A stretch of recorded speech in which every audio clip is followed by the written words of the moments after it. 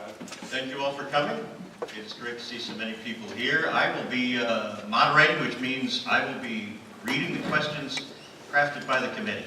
So I won't be doing any challenging of the candidates, or as Don said, there won't be anything like you've seen on TV. So let's get started with the candidate for circuit clerk, Leanne Dixon.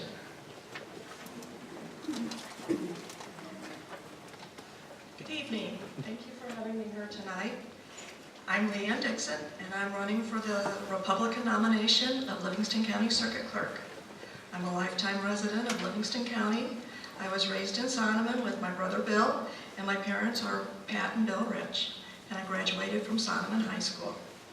I'm married to Greg Dixon, and we live just north of Pontiac. We have 2 children. Our son Jason and his wife Amanda live in Graymont with their 3 children, Christian, Tessa, and Bria. Their daughter Stacy is serving in the Army at Fort Carson in Colorado.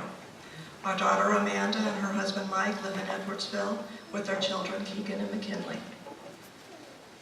I have been a deputy clerk in the Livingston County Circuit Clerk's office since August of 1997. Before joining the clerk's office, I was the secretary bookkeeper at Pontiac Middle School for a period of 7 years until the school closed. I currently serve as the chief deputy clerk. I work in the criminal traffic division and serve as the supervisor. I'm the bookkeeper for the office. I assist the clerk with quarterly reports, the annual financial report, and I work with the auditor. When I started in the clerk's office, I entered traffic tickets, reported traffic dispositions to the Secretary of State, and pulled files for court. I advanced to the felony and bookkeeping divisions, where some of my duties include filing new cases, entering and reporting dispositions, setting up accounts receivable, scheduling court dates, reconciling credit card payments, and disbursement of fine money. I also serve as the administrator of the computer system of the office.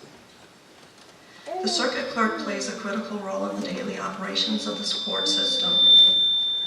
I have knowledge of the operations of the office. I understand the importance of upholding the integrity of the court system and the circuit clerk's office. My years of experience and knowledge of the circuit clerk's office makes me a good candidate for the position. I have been working with the various agencies associated with the clerk's office, and I look forward to continue working with them. Livingston County Circuit Clerk's office has operated with high standards with our current clerk, Judy Kramer. I plan to serve with the same integrity. I will continue with the open door policy for any questions that the citizens of Livingston County may have, and I believe in doing all I can to help with getting the job done. Thank you.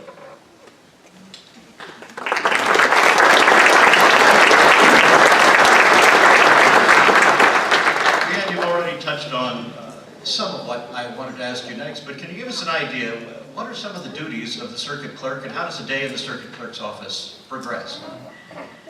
There's many duties of the circuit clerk. The circuit clerk's duties are set forth by state statutes, Illinois Supreme Court rules, and administrative orders of the 11th Judicial District. The circuit clerk is the official keeper of the court seal and the official keeper of all court records that are filed and heard in the Livingston County courts.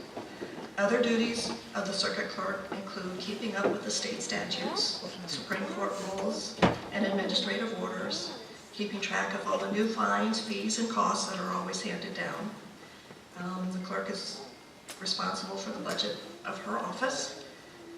We have 10 full-time employees and 1 part-time, so we include supervision of the employees. The circuit clerk prepares many reports that are required by the state. We maintain all the records. We prepare cases for court, file all documents. We're responsible for recording and reporting dispositions. We accept payments for child support and maintenance. We accept payments for traffic fines and court fines. And we're responsible for dispersing those monies at the end of the month to the county, the state, and the municipalities. Each day in the clerk's office is different. We come up with something new every day, and it's a good job. I really enjoy it. Again, thank you very much. Thank you. Thanks for having me today.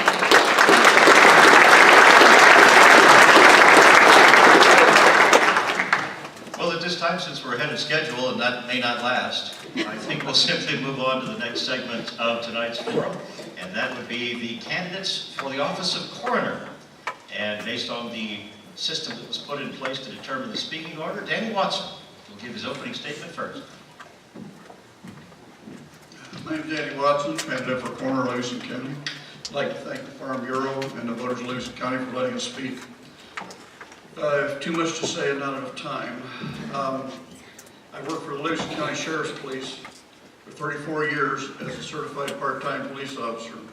Planning and Greymont Ambulance for 37 years as an EMT. I'm presently president of the board and chief of the squad with an annual budget of over $70,000. Planning and Greymont Fire Department for 36 years, 17 of those years serving in a command position as firefighter engineer, training officer, and captain, and then assistant chief and chief. I'm still a member of the department as a firefighter engineer. Livingston County Coroner's Office for 19 years as a deputy coroner for Mike Burke. My wife Gail is also an EMT. We're married, living in Flanagan. We have 3 children and 7 grandchildren. And it seems like for over half of our lives, we've done nothing but care for the comfort and of the people that pass through our counties on our highways and the citizens of Livingston County. To be a county coroner, you must have several traits: honesty, integrity, dedication, commitment, empathy, sympathy, compassion, and respect. Right now, our coroner has 8 deputies, and all of these deputies and a coroner live these standards every day. As a coroner of Livingston County, I will continue to work with every police agency in the county and others that need it from out of the county. I will continue with Mike's policies of his drug program and alcohol and driving programs for the schools that he started 25 years ago. We have always used the Gift of Hope tissue donation service, and we will continue with that, of course, as it's a state mandate. I will be upgrading the hardware and software in the coroner's office as the budget dictates. I would also want to, since new standards are coming out from the state training board, I will have to initiate training for the deputies to get us up to par so that it all doesn't come as once. I would also like to see a domestic program on domestic violence and suicide prevention, and all of those will have to be subject to the budget terms. Deputy coroners work from Friday 5 p.m. to Sunday midnight. Now that's once a week, once a month is usually what deputy coroners do. In the 19 years, up to December 31st of 2015, I've handled 218 coroners' deaths. Suicides, murders, and medical deaths that are investigated, usually at home, unattended. Medical cases are the most common cause of death in Livingston County, thank God. But the number of medical cases I've handled is not available because they're not filed under the deputy's name. They're filed under date only. Death does not discriminate in any way, shape, or form. All the people left behind are hurt. And the rewarding part of this job is talking to the families and friends and consoling and comforting them and helping them with whatever they need. Try to point them in the direction that they need to go, because usually the brain just stops working when something like this happens. And I'm sorry to say, Mr. Watson, the time is up for the opening statement. Thank you. Also running for the office.